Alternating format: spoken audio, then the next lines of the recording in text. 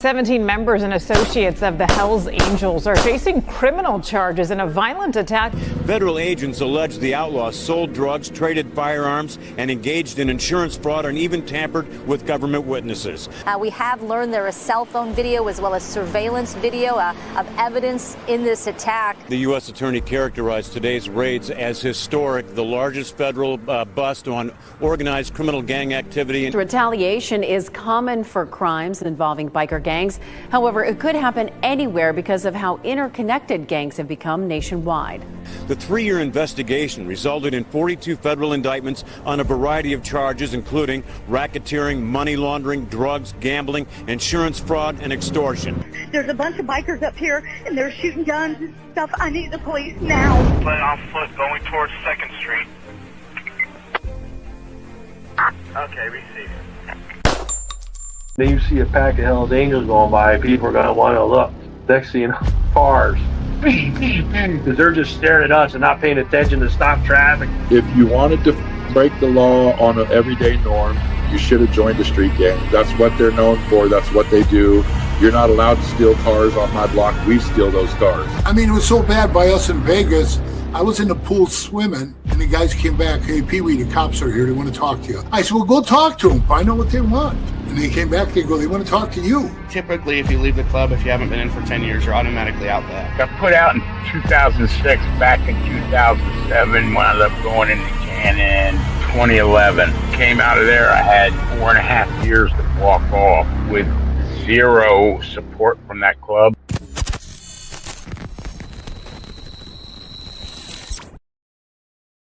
Welcome to this episode of Chattin with Staxx. I'm your host, Bill Staxx, and today we've got a lot to talk about. There's a lot going on. Before we get started, make sure you hit the like button, subscribe, tell a friend to tell a friend, tell your mother's brother's sister's friend about Chattin with Staxx. We got a lot of content drop every day. We got a lot to talk about. There's so much going on. The Hells Angels are back in the picture. Seems like there's something with them every day, and it's not looking good for them. Hey, Punch, what's going on? Lindsay, how are you? Thank you for joining me today. Punch, nice to see you. Rest in peace to your mom. Sending prayers.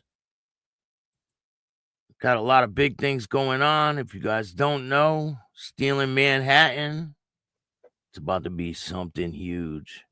If you guys haven't seen the interviews I've done with Punch, we got a lot more on the way. Stay tuned. So today, we are going to talk about this guy.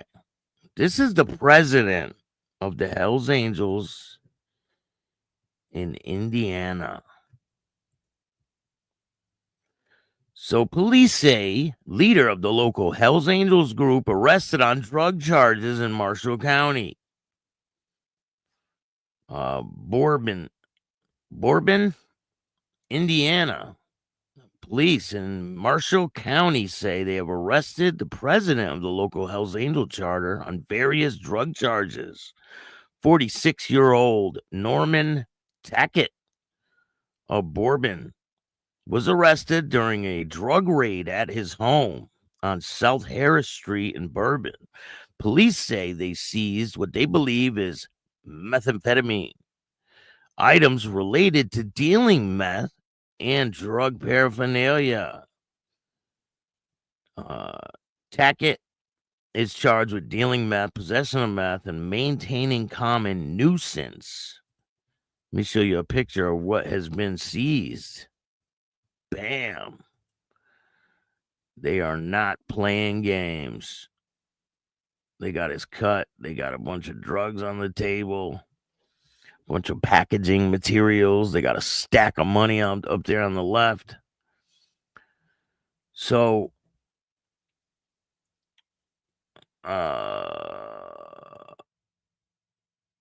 he'll be in court, and I will let you know on what happens with this case.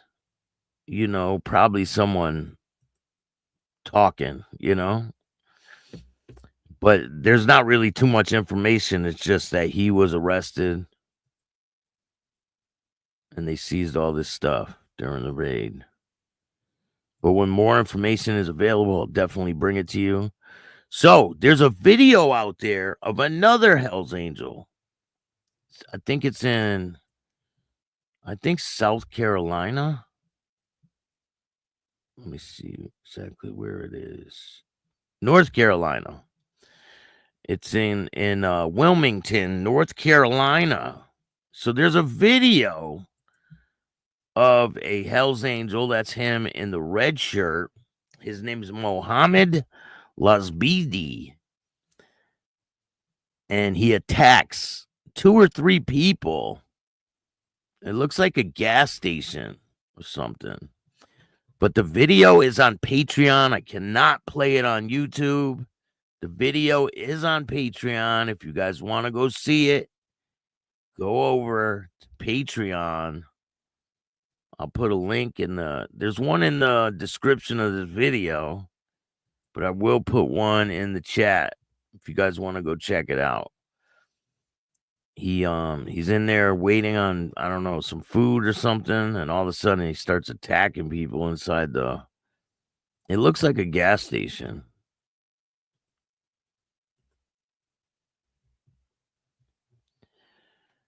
So, in other news, we're going to talk about the Sons of Silence in Iowa. Now, this is a pretty unique story, right? So, City of Carroll, Iowa employees motorcycle gang sticker raises security questions. Now, let me show you guys the picture. So I want to know what your opinion is on this situation. Here, let me share this with you guys. I want to know what you think about this. So this person is not in the motorcycle club, right? And he has a support sticker on his truck. You see the back of his truck? SYLSOS. And then he has the Iowa Support Sons of Silence. Support your local Sons of Silence. So, a City of Carroll employees implicated connections to an FBI designated outlaw motorcycle gang, or OMG, are raising questions from some city officials and the public. Recently, a vehicle has been parked in an employee lot at Carroll City Hall, sporting SYLSOS sticker, which stands for Support Your Local Sons of Silence. According to the FBI's online archives, the Sons of Silence have been previously identified as a serious national domestic threat alongside groups like the Hells Angels, the Mongols, the Banditos, and the Outlaws. Due to Iowa's public employee privacy laws, city manager Aaron Cooker says he cannot provide specific information about the individual employees, including name, dates of employment, departments, and similar details. He added that the sticker on any employee's vehicle would be protected under the First Amendment, limiting city's disciplinary options. However, Cooler says he can't explain how employees are vetted prior to their hiring. Now, I have a voicemail that he returned to the news. He left a voicemail for the news, and they provided it here, and I'm going to play it for you guys. So here we go.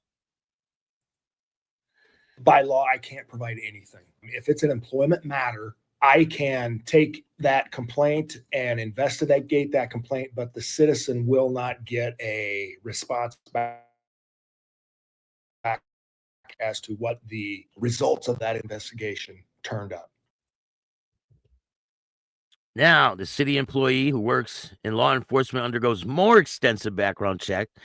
City of Carroll does not have moral turpitude clause in its policy for general employees, but he says They would look further into anything that may appear on one of those checks. Access to potentially sensitive information has been cited as a concern.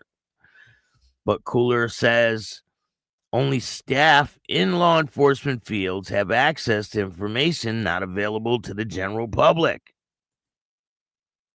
However, any city employee that we hire goes through a criminal history check, goes through a credit history check. Most businesses do reference checks, but we do reference checks too. So we're going to check, obviously, work history, criminal history, and credit history. So, Cooler wants to reassure the public that all the city staff are held to a high standard, both on and off the clock. Here is another voicemail. Only law enforcement has access to non-public information through their NCIC accreditations and through their investigative powers through either a warrant or a subpoena action. Due to those legal constraints, Cooler says the city cannot provide any information about the situation. Absolutely. Our city works at the utmost of ethical standards. All of our employees are expected to work with an ethical standard that obviously has checks and balances. Everything is based on legal standards and city policy. So all of our employees work at that high ethical standard. Okay, so you're telling me that your city employees cannot support a motorcycle club? Like, it's just ridiculous. It really is. It's ridiculous that people would be so scared because of the government or the media, the portrayal of these clubs, why they would be so scared to have somebody that works for the government supporting one of these clubs. Oh God, oh God. Like, it seems like they're up in arms over somebody supporting a motorcycle club. It's insane. Like, I don't get it. It's really weird. It's just very weird. What do you guys think about this situation? I want to know what your thoughts are. I mean, is there freedom of speech anymore? Does it exist? It's insane. Craig, how you doing? Jaman, what's going on? Thank you guys for joining me today. We got 29 people in the house. Make sure you hit the like button. It helps a lot. So there's tons of stuff to go over. If you're just getting here, there's a video on Patreon of a Hell's Angel in North Carolina assaulting 3 people. Go check it out. It's on Patreon right now. There's a link in the description and there's a link in the chat. Go check it out. It's pretty funny. So, in other news, this is in Australia. The Comancheros. Now, this is a crazy story. Bikey dropped off at the hospital after being shot and burnt. So they tried to burn off his club tattoos. A senior bikey has been cautiously dumped outside of a hospital with gunshot wounds and burns after trying to leave an outlaw motorcycle gang, police say. 51-year-old man was a patched member of the Comancheros outlaw motorcycle gang, police said. He was found collapsed outside the Rockingham Hospital Emergency Department in Perth, South, about 10 p.m. on Thursday, with a gunshot wounds to the upper body, and the leg. He suffered burns to his leg, indicating someone tried to remove tattoos related to the Comancheros gang. Detective Senior Sergeant Anthony Thompson said, "We believe he was dropped off and just left there, which is rather callous way to deal with someone's life-threatening injuries," he told reporters. This person has been left with life-changing injuries, solely because he was a member of an outlaw motorcycle gang. The man was very well known in Western Australian police. He was a patched member and a senior member, and he held a position of authority within the club, detectives said. This is another timely reminder that outlaw motorcycle gang community is dangerous and harmful. If you are thinking about joining an outlaw motorcycle gang, think again. The man has been referred to the Royal Perth Hospital, where he is in serious but stable condition. The detective said, while police would be keeping an eye on motorcycle gangs, but confirmed that they are on no ongoing risk to the public. We will be monitoring the outlaw motorcycle gangs hard over the next few days to ensure the community is safe. Again, it's not a motorcycle gang. I mean, they like to portray it like a motorcycle gang, but it's not. So someone commented, and I had to explain, right? So I posted a video where they said, outlaw motorcycle club member accused of beating his girlfriend. Someone writes, why do they got to say he's an outlaw motorcycle club member? What's the reason for that? To sensationalize that he's in a motorcycle club? Well, if you are a part of one of these clubs, you got to hold yourself to a different standard, right? Because you represent the motorcycle club everywhere you go. So maybe that's why you mention the motorcycle club. Because you represent the club in a whole. When you go around and do stupid shit, it puts a bad look onto the whole club. Just like them calling the clubs gangs when they're clearly not gangs. They're motorcycle clubs. But I found that to be interesting that someone was like, why even mention that he was an outlaw member? Because you hold yourself to a different standard. Well, they're supposed to hold themselves to a different standard because they represent the whole club. If something goes wrong, they do something stupid, it's the club that's in the spotlight, not the person. It's the whole club. So that's why they mention the club. And probably to scare the public. You know what I'm saying? Like this guy getting caught with all these drugs. But he is the president of the Hells Angels. I mean, he should have held himself to a different standard. You think all the other Hells Angels that are out there are happy that this guy got caught with a bunch of drugs? Probably not. It's a bad look. It's a bad look when these people are getting in trouble. It's really not a good look. So, in other news, driver sentenced for Sander County crash that killed a motorcyclist. Widow faces driver at sentencing.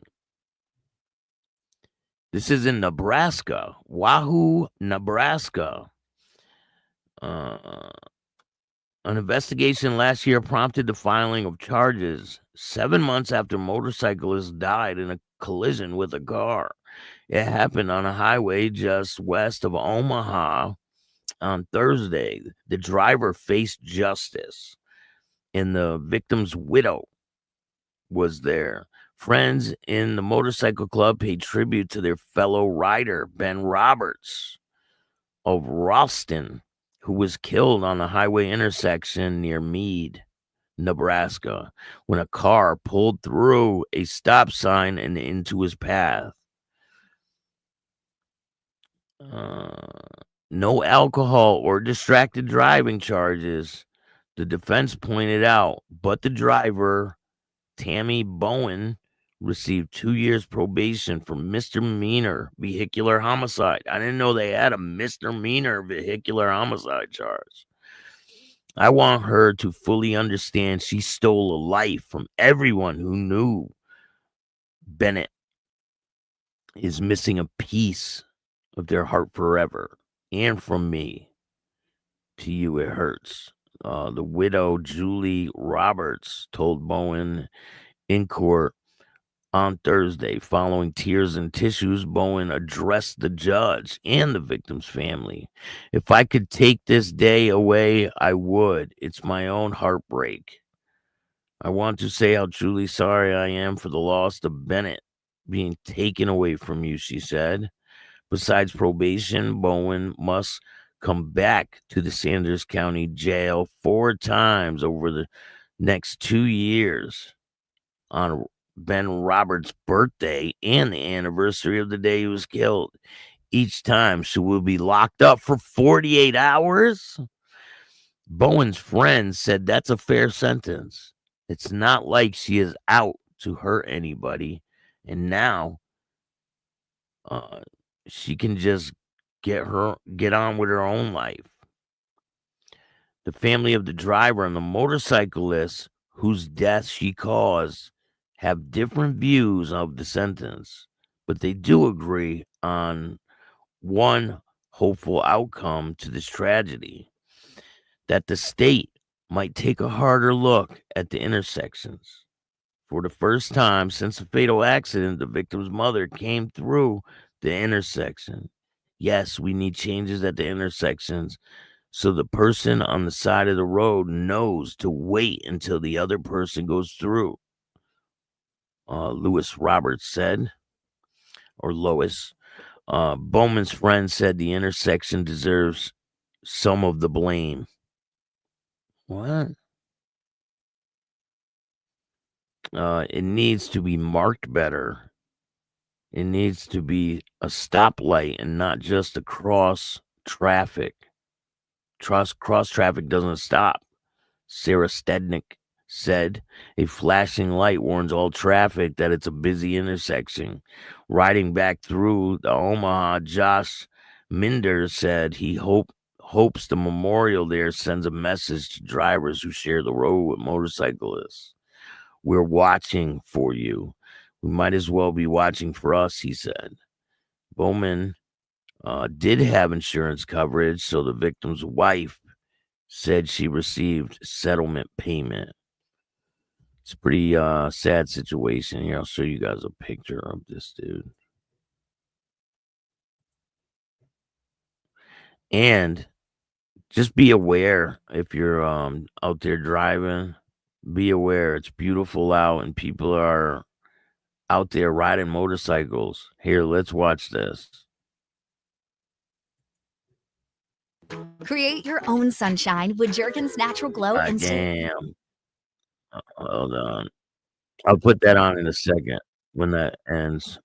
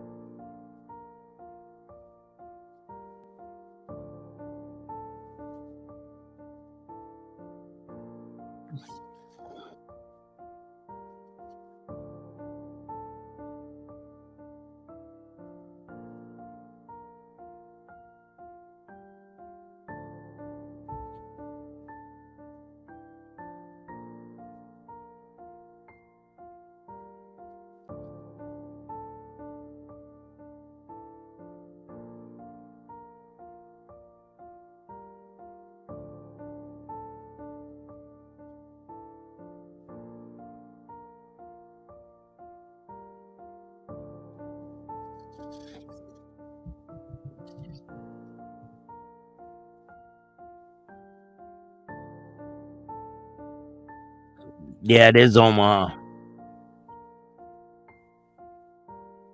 Hey, Mike Ball, what's up, man? Tyler, what's good?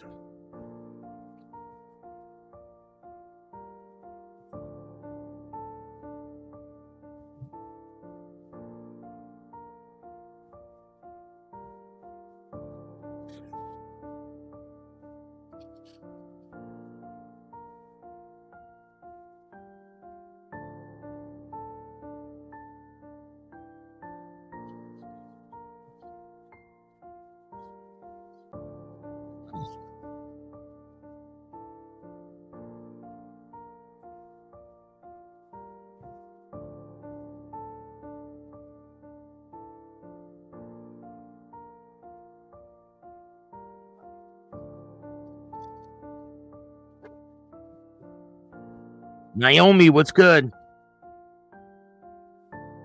Dragon Classy, what's up?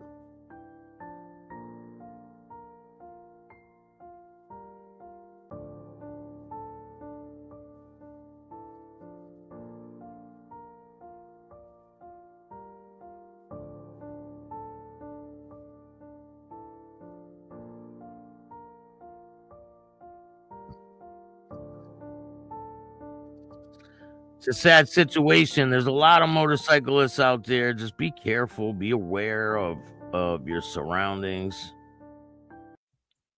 There's going to be more and more of these types of situations that happen throughout the year. Let me give some shout outs. A lot of people poured in. Mike Ball brung everybody. What's good, Mike? How are you? Craig, what's up? Naomi, Tyler, Mike, Glare, 1%er, what's good? SNS Contracting, how are you? Sleepy Joe, not are we not men? What's good? How are you? Hell's Angel president arrested by the DEA for drugs. That was the first thing we talked about. They raided his home. Obviously, they got some information somewhere, and they raided his home, and he is under arrest. Next thing you know, the whole club will be raided, right? You never know. But there's so much more going on. If you guys don't know, this guy, a mobster, Ralph DeLeo, was arrested in Massachusetts. Convicted murderer and reputed street boss of the Colombo crime family has been arrested in Massachusetts. Ralph F. DeLeo, 82 years old, was arrested on Thursday, according to new court documents filed in Massachusetts U.S. District Court. DeLeo, who has been in federal prison for about a decade, was released on parole in 2024, according to the U.S. Bureau of Prison website. Details of his arrest haven't been announced, but DeLeo appeared Thursday afternoon for a revocation hearing before Massachusetts U.S. Magistrate Judge Paul Livingston. He was advised of his rights and charges against him before being sent back into custody of federal officials, according to minutes of the hearing. DeLeo has been scheduled for a detention hearing at 2:30 on Friday, which is today. FBI Boston spokesperson Christine Storia said DeLeo was taken into custody without incident. She referred all future questions to the U.S. Attorney's Office. A spokesman for the Massachusetts U.S. Attorney declined to comment, and declined to comment on the arrest pending the outcome of the hearing. DeLeo grew up and launched his criminal career in the Boston area, rose to the highest levels of the New York-based Colombo crime family, becoming the reputed street boss for about a year around 2008, according to the FBI. He pleaded guilty in 2012 in a sweeping racketeering charges, along with illegal possession of firearms and ammunition. As part of racketeering charge, federal agents accused him of trafficking illegal narcotics, extortion, loan sharking, amongst other things. The so-called DeLeo crew operated primarily in Massachusetts, Rhode Island, New York, Florida, and Arkansas, according to the FBI. The Colombo family is considered one of the 5 most powerful crime families in the New York underworld of La Cosa Nostra. DeLeo was convicted of murder in Ohio in 1977, slaying of Dr. Walter Bond, according to the Columbus Dispatch. DeLeo was sentenced, but was commuted by Ohio Governor Richard Klest.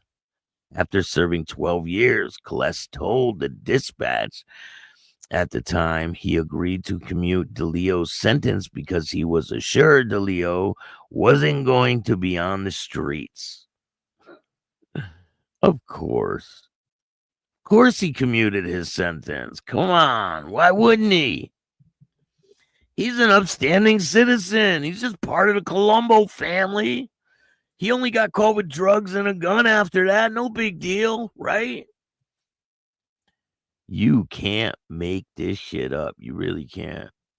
Hey, Dragon Classy Diamond Art, what's going on? Thank you for joining me today.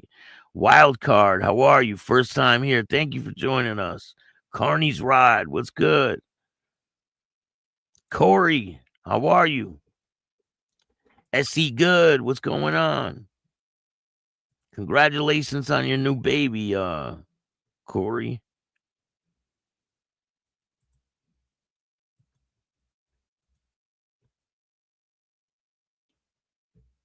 So in other news, the Blood Family Mafia is being targeted by police in St. Clair. This is in Quebec. Police officers in Quebec are searching several sites in the city of Lévis in the village of St. Clair, both near Quebec City, on Thursday morning as part of a fight against organized crime.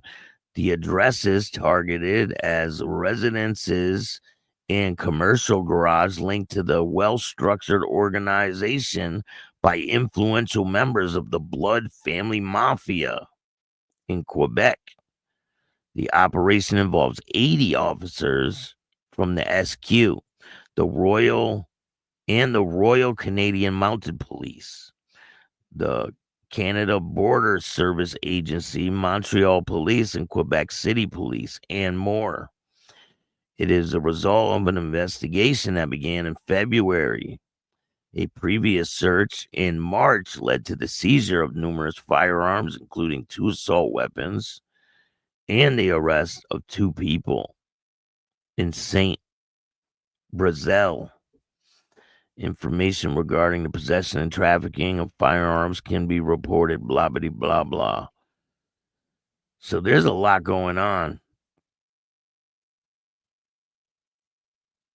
And that Hell's Angel that was killed up there was laid to rest. And there's an article about his connection to the Mafia.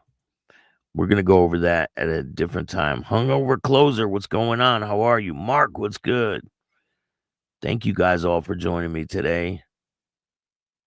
There's a lot of content on the way. We got Boston 2% interview dropping. I'm Boston 2%, author of Fire and Ice, the Meth Bible, and I'm chatting with Staxx.